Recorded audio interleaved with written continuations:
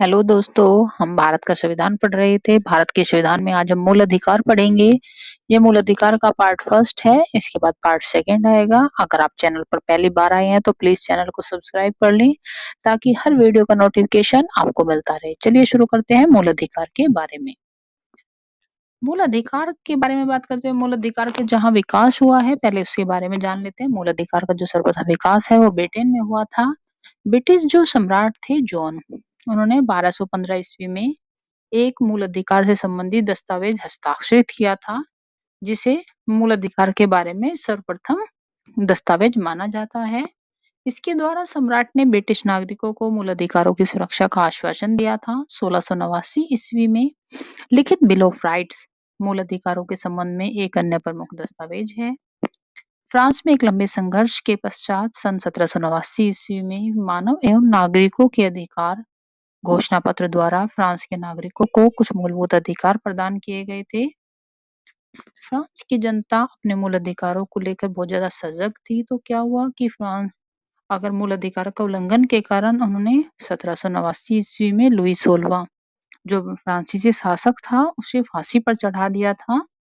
America के मूल संविधान में जो बात करें तो अमेरिका के मूल संविधान में मौलिक अधिकार नहीं थे। 1791 में अमेरिकी संविधान में संशोधन किया गया और उसके द्वारा अधिकार पत्र द्वारा मूल अधिकारों को जोड़ा गया।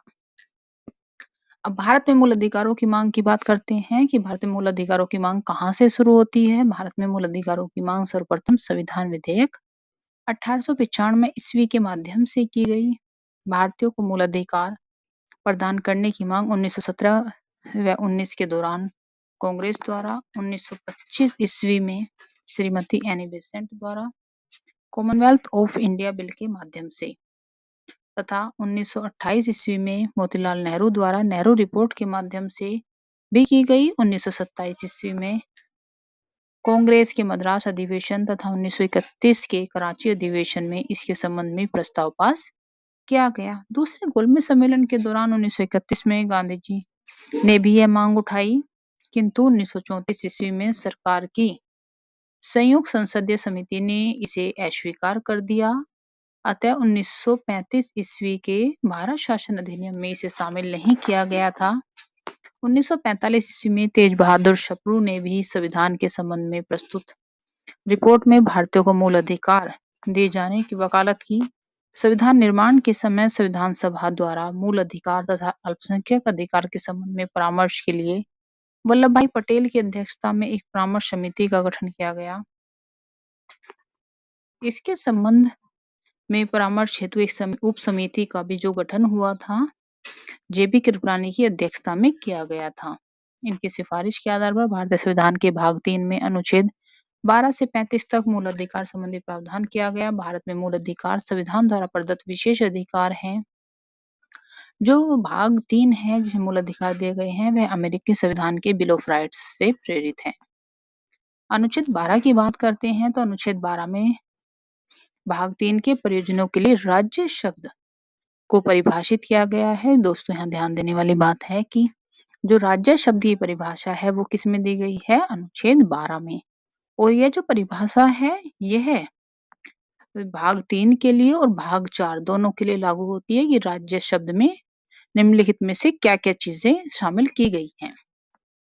और भाग 6 की जो परियोजना है उसके लिए अनुच्छेद 152 में राज्य शब्द को परिभाषित किया गया है। अनुच्छेद 12 के अनुसार राज्य शब्द में अभी देखते हैं क्या क्या शामिल है। भारत की सरकार एवं संसद शामिल होती है। राज्यों की सरकारें एवं विधानमंडल शामिल है। सभी स्थानीय प्राधिकारी और अन्य प्राधिकारी। तो फ्रेंड्स थोड़ा सा इसे डिटेल में देखेंगे कि इसमें क्या क्या शामिल होता है स्थानीय प्राधिकारी और अन्य प्राधिकारी में। जैसे जीवन बीमा निगम शामिल है, तेल एवं प्राकृतिक गैस आयोग, कारखाना औद्योगिक वित्त निगम, विश्वविद्यालय, विधिक व्यक्ति जैसे कानूनी निगम, सरकारी कंपनी या registered society, international airport authority, Uttar Pradesh राज्य भंडार निगम, भारतीय सांख्यिकी संगठन, उत्तर प्रदेश कोऑपरेटिव बैंक, भारतीय कृषि अनुसंधान परिषद, भारतीय खाद्य निगम, steel authority of India, central inland water transport corporation, भागीदारी फार्म, सैनिक स्कूल सोसाइटी, बालक सहायता संघ, सरकारी सहायता प्राप्त स्कूल जो 95% अनुदान सरकार से प्राप्त करते हैं। राष्ट्रपति जब वह अनुच्छेद 359 के अंतर्गत आदेश जारी करता है। मुख्य न्यायाधीश जब वह न्यायालय के अन्य अधिकारियों की नियुक्ति करता है।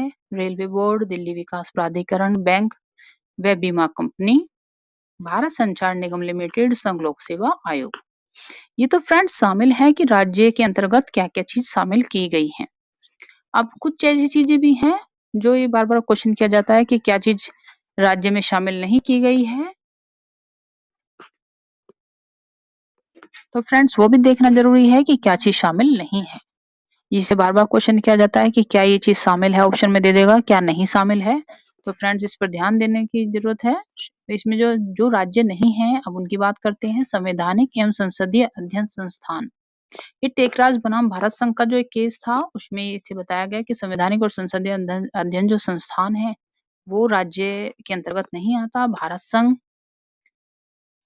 राष्ट्रीय शैक्षिक एवं अनुसंधान परिषद जो एनसीईआरटी है वह भी राज्य में नहीं है शामिल। राष्ट्रीय सहकारी उपभोक्ता संघ, ICICI bank, Waqf board, council of scientific and industrial research, state council of education research and training, board of control cricket in India जो बीसीसीआई है वो भी शामिल नहीं है। निजी महाविद्यालय जो सरकार से किसी प्रकार का अनुदान प्राप्त नहीं करते, न्यायालय। तो फ्रेंड्स यहाँ पर जो अनुच्छेद 12 है वो कंप्लीट होता है कि राज्य की परिभाषा को समझाया गया है कि क्या चीज उसमें शामिल है क्या नहीं है। अब देखते हैं अनुच्छेद 13 को। यह मूल अधिकारों का सुरक्षा कवच है। अब अनुच्छेद 13 की बात है कि मूल अधिकारों का सुरक्षा कवच है। इसके द्वारा न्यायालय को मूल अधिकारों का सजग प्रहरी बनाया गया है। न्यायालय ऐसे किसी भी विधि को शून्य घोषित कर सकता है जो मूल अधिकारों से असंगत है। न्यायालय की शक्ति न्यायिक पुनर्विलोकन की शक्ति कहलाती है। न्यायिक पुनर्विलोकन का सिद्धांत अमेरिका यूएसए के संविधान से लिया गया है। न्यायिक पुनर्विलोकन की शक्ति उच्च न्यायालय को अनुच्छेद 32 तथा ये है फ्रेंड्स उच्चतम न्यायालय को अनुच्छेद, ये मिसप्रिंट हो गया है, थोड़ा सा टाइपिंग मिस्टेक है। उच्चतम न्यायालय को अनुच्छेद 32 में तथा उच्च न्यायालय को अनुच्छेद 226 में प्रदान की गई है। अनुच्छेद 13 का जो 1 है वह संविधान पूर्व विधियों के बारे में है। अनुच्छेद 13 का 2 संविधान के पश्चात जो विधियां बनाई गई हैं उनके बारे में है। तो अनुच्छेद 13 के 1 की बात कर लेते हैं। इसके अनुसार मूल अधिकारों से असंगत संविधान पूर्व विधियां संविधान के लागू होने पर मूल अधिकारों से आच्छादित हो जाती हैं और सुषुप्त अवस्था में चली जाती हैं। आच्छादन हटते ही पुनर्जीवित हो जाती हैं।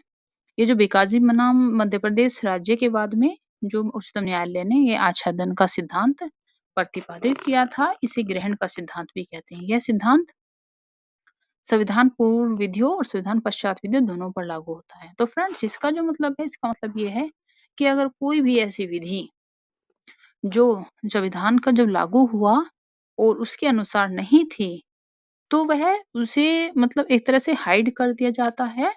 लेकिन अगर उस पे किसी भी केस के द्वारा उसे जरूरी मान लिया जाता है, तो उस पे से जो है उसे डायरेक्ट फिर वहीं पे मान लिया जाता है, वह बिल्कुल पुनर्जीवित हो जाती है। तो फ्रेंड्स इसमें ये कहा गया है। अनुच्छेद 13 के 2 की बात करते हैं। यह संविधान के लागू होने के पश्चात विधानमंडल द्वारा निर्मित विधियों के बारे में है। इसके अनुसार राज्य कोई ऐसी विधि नहीं बनाएगा जो भाग 3 द्वारा प्रदत्त मूल अधिकारों को छीनती है या उन्हें न्यून करती है। न्यून का मतलब होता है कम करना। ऐसी कोई विधि जो इस खंड के उल्लंघन में होगी, उल्लंघन की सीमा तक शून्य होगी। तो फ्रेंड्स यहाँ ध्यान देने वाली बात है कि उल्लंघन की सीमा तक, यहाँ उल्लंघन की सीमा तक शब्द का विशेष महत्व है। पृथक्करणीयता के सिद्धांत से संबंधित है। इसके अनुसार विधि का पूर्ण भाग शून्य नहीं होगा, केवल जहां तक मूल अधिकार का उल्लंघन करती है वही भाग शून्य माना जाएगा। तो फ्रेंड्स इसको थोड़ा सा समझ लीजिए कि इसमें कहा गया है कि यदि कोई ऐसी विधि बनाई जाती है जो मूल अधिकारों के अनुसार नहीं है, तो सुप्रीम कोर्ट क्या कर सकता है, उसे उसका वह पार्ट जो मूल अधिकारों के अगेंस्ट जाता है उसे उससे अलग करके रद्द कर सकता है। तो केवल वही पार्ट रद्द होता है जो उस मूल अधिकारों के अनुसार नहीं है। तो फ्रेंड्स ये था हमारा आज का वीडियो। आपको कैसा लगा प्लीज कमेंट करके जरूर बताएं और मिलते हैं नेक्स्ट वीडियो में। तब तक के लिए